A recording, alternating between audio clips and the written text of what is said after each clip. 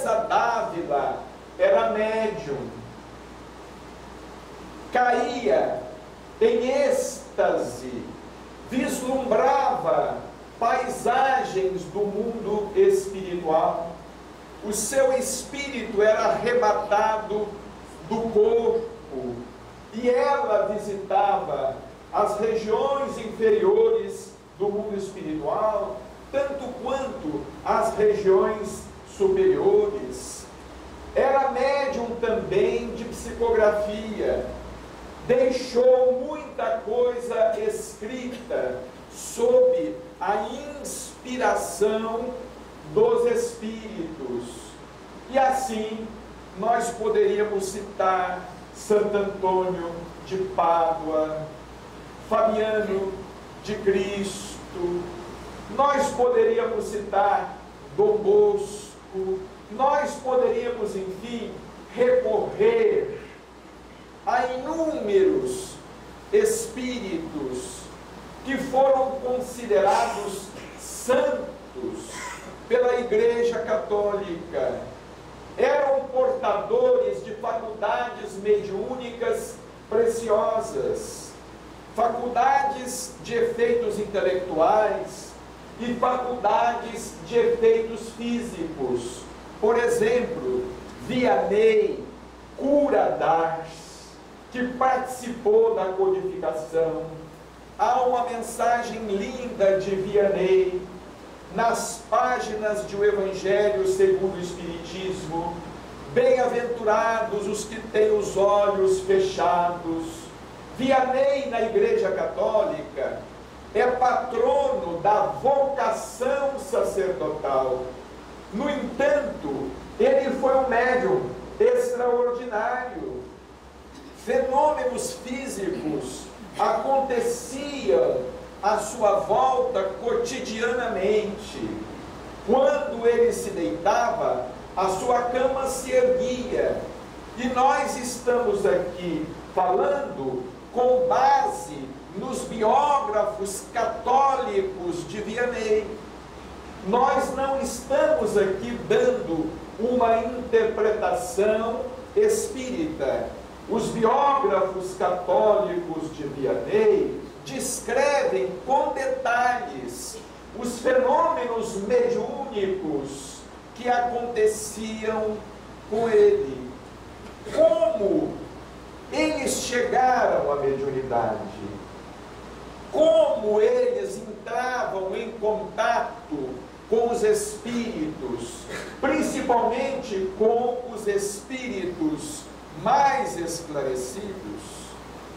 Mas eram também assediados pelos espíritos infelizes, pelos espíritos que nós chamamos obsessores. Eles também eram tentados, eram obsidiados, eram perseguidos. Eurípides Barçanufo foi muito perseguido pelos espíritos adversários da luz. Dr. Bezerra de Menezes, o próprio Chico Xavier foi muito perseguido, desde Pedro Leopoldo. Certa vez ele nos contou que estava trabalhando num poema que havia recebido do Gandivate fluminense Cassimiro de Abreu, um poema que está nas páginas do Parnaso de Além Túmulo. Ele estava na casa dele, ainda muito jovem, com 20 anos de idade, quase 21 anos de idade, estava passando aquele poema a limpo em sua casa. Era mais de meia-noite. De repente, ele sentiu um ardor no olho esquerdo, como se o olho estivesse sendo incomodado por alguns grãos de areia. Aquilo aconteceu de repente, de um minuto para o outro. E ele, quando nos contou o episódio que aconteceu com o seu olho esquerdo, ele nos disse assim: até hoje eu me pergunto, eu fico me perguntando se não teria ficado cego do olho esquerdo, quase completamente cego do olho esquerdo, por ação dos espíritos adversários da doutrina, que não desejavam que eu desempenhasse a tarefa do livro, mais particularmente confiada às minhas mãos. Nós ficamos a pensar, porque ele não nos falaria de maneira inconsequente o que nos disse. Ele nos contou que de repente ele ficou cego, praticamente cego do olho esquerdo, como se os espíritos o tivessem atingido naquele momento, procurando cegá-lo, para que ele não viesse a cumprir com a tarefa que cumpriu durante 75 anos.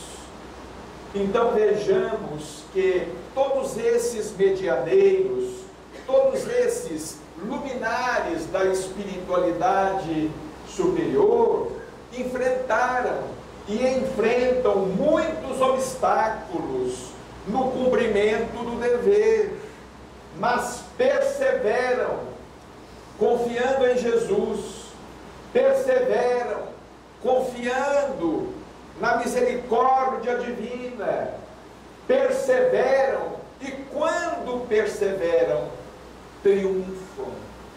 Todos nós somos médiuns, uns mais, outros menos. Todos nós somos dotados de faculdades mediúnicas, as mais diversas. Somos médiuns de efeitos intelectuais e somos médiuns de efeitos físicos, porque mediunidade independe de crença religiosa, mediunidade independe de raça, de condição social, mediunidade independe de sexo, mediunidade independe de idade.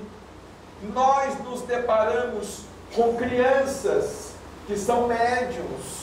Chico Xavier, por exemplo, dizia que desde que nasceu, enxergava as coisas do mundo espiritual. Desde que nasceu, ele enxergava as coisas do mundo espiritual, ou seja, ele nasceu médium. Oficialmente se tornou médium em 1927, no dia 8 de julho, quando estava com 17 anos de idade. Mas desde criança conversava com os espíritos. Então, mediunidade independe da maior ou da menor idade.